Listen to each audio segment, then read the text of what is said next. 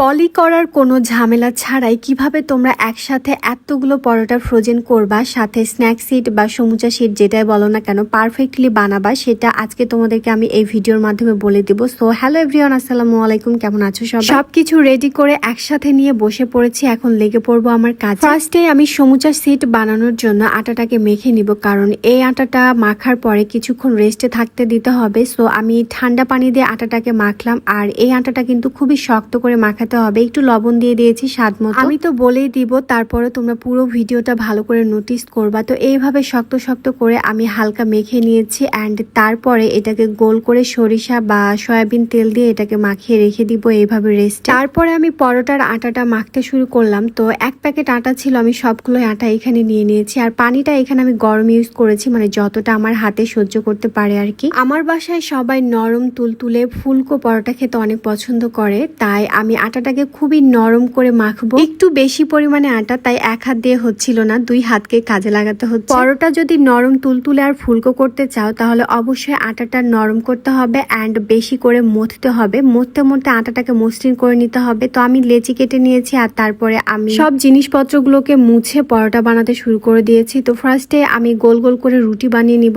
আর আমি এই কাজটা কিন্তু তেল দিয়েই করি, তোমরা চাইলে আটা দিয়েও করতে পারো। পরোটার এই ভাজটা খুবই ইম্পর্টেন্ট, একটু ভালো করে নোটিস করো। আমি কিন্তু দুই দিকে এক আঙ্গুল করে ফাঁকা রেখেছি, অ্যান্ড তারপর এটাকে উল্টে দিয়েছি। এইভাবে একটা একটা করতে করতে আমি প্রায় 20টা মতো এরকম করেছি। জানো, আমাদের মায়েরা যখন পরোটা ভাজতো তখন এই যে ফুলাতে হবে এরকম কোনো ব্যাপার স্যাপার ছিল না। তাদের মধ্যে তেলে ভাজা হলেই হলো, আচ্ছা আর কোনো সেফ হলেই হলো। আমরা ওইভাবে পরোটা খেয়ে বড় হয়েছি, আর এখন শিখেছি কিভাবে পারফেক্ট ভাবে প্রপারলি পরোটা ভাজতে হয়। তো সবগুলো পরোটা বানানো হয়ে গিয়েছে। এখন আমি ফ্রাই প্যানে এই পিঠ ও পিঠ একটু সেঁকে নিব, খুবই লো ফ্লেমে এটা সেঁকতে হবে। পরোটার কাঁচা ভাবটা দূর করে দিতে হবে, আর এইভাবে ফ্রোজেন করলে কোনো পলি লাগে না। একসাথে অনেকগুলো পরোটা একটা পটের মধ্যে রেখে দিলে ফ্রোজেন করা যায়। আমার ছানাটার খিদা লেগেছে, তাই একটা পরোটা তাকে ভেজে দিলাম। আর এখন আমি সমুচা সিট বানানোর জন্য ওই আটাটাকে আরেকটু মাখিয়ে তারপরে এইভাবে গোল করে নিয়েছি। তোমরা একটু ভালো করে দেখো, আমি একটা রুটির ওপরে প্রথমে তেল দিলাম, তারপরে আটা ছড়িয়ে দিলাম, অ্যান্ড তারপরে আমি আরো একটা রুটি বসিয়ে দিলাম। এইভাবে করতে করতে আমি 4টা রুটি এক জায়গাতে করে নিয়েছি, অ্যান্ড তারপরে আমি সুন্দর করে সবগুলোকে একসাথে বেলতে শুরু করে দিলাম। এটা যতটা পাতলা করতে পারো তুমি করে নিবা, অ্যান্ড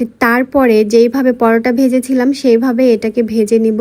আর গরম থাকা অবস্থাতে কিন্তু এটা একটা একটা করে ছুটে নিতে হবে, একটু সাবধানে। এটাকেও লো ফ্লেমে সেঁকতে হবে। আর দেখো কতটা পাতলা হয়েছে, মানে আমার নিচের হাতটা পর্যন্ত দেখা যাচ্ছে। আমি এই শীটগুলোকে বিভিন্ন ডিজাইন করে কেটে নিয়েছি, তো তোমরা যেভাবে চাইবা সেভাবেই হবে। এগুলোকে দিয়ে তোমরা সমুচাও বানাতে পারো, বিভিন্ন ধরনের বিকেলের জন্য তোমরা স্ন্যাকও বানাতে পারো। এই কাটা জিনিসগুলো কিন্তু সমুচার ভেতরের পুরটার জন্য কাজে লাগে। এইদিকে পরোটাগুলো ঠান্ডা হয়ে গিয়েছে, এখন একটা পটের মধ্যে আমি সবগুলো পরোটা রেখে দিলাম। আর যখন ভাজবো তখন জয়টা ভাজবো, তয়টাই ফ্রিজ থেকে বের করব। তো আজকের ভিডিওটা এই পর্যন্তই, সবাই ভালো থেকো।